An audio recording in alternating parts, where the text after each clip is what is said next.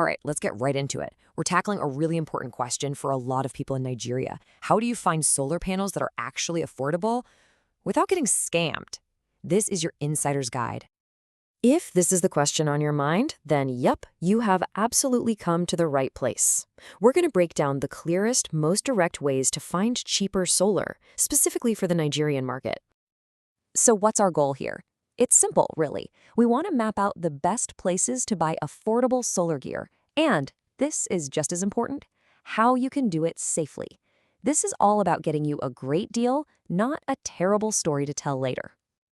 When you really boil it down, our research shows that there are basically two main roads you can take to find cheaper panels in Nigeria. And, each one has its own set of rules, its own risks, and, of course, its own rewards. So what are those two options? Let's put them side by side and see how they stack up. We're talking about importing directly from overseas versus buying from a famous local market. Okay, this slide really lays it all out. On one side, you've got importing from China. Now, this is perfect if you're buying in bulk, maybe for a business.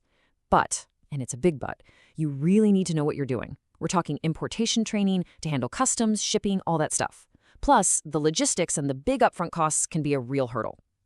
Then, on the other hand, you have the famous Alaba International Market in Lagos. This is your spot for just one or two panels, but the price of admission here isn't money. It's being streetwise and sharp. Why? Because the biggest risk, by far, is getting scammed. Let's really zoom in on that local option for a minute, because our source material gives a very, very specific warning about what you should expect if you go there. You need to hear this. Look, this isn't just some friendly piece of advice. It's basically the #1 rule for survival when you're shopping there. Yeah, the prices might look amazing, but you have got to be on high alert. Being streetwise is totally non-negotiable. And this quote right here shows you exactly why.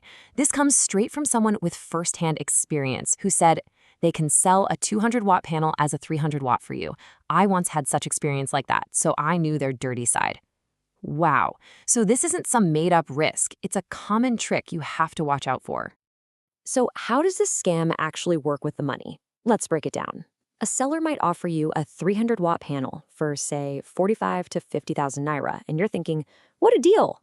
But here's the catch. It's actually just a 200-watt panel, and that's the correct price for that product. A real, genuine 300-watt panel, that would actually cost you something closer to 70,000 naira. So you see, they're not giving you a discount. They're just lying about what you're buying. Okay, so knowing the risks is half the battle. But how do you actually fight back and protect yourself? Well, that brings us to the good stuff, your anti-scam checklist. These are real, actionable steps you can take. This right here is your toolkit for checking out any seller. First up, always insist on a video call. Seeing their face and the actual product is a huge first step. Second, if they have a website, use a tool called Whois to see when it was created. A site that's only a few weeks old, that's a massive red flag.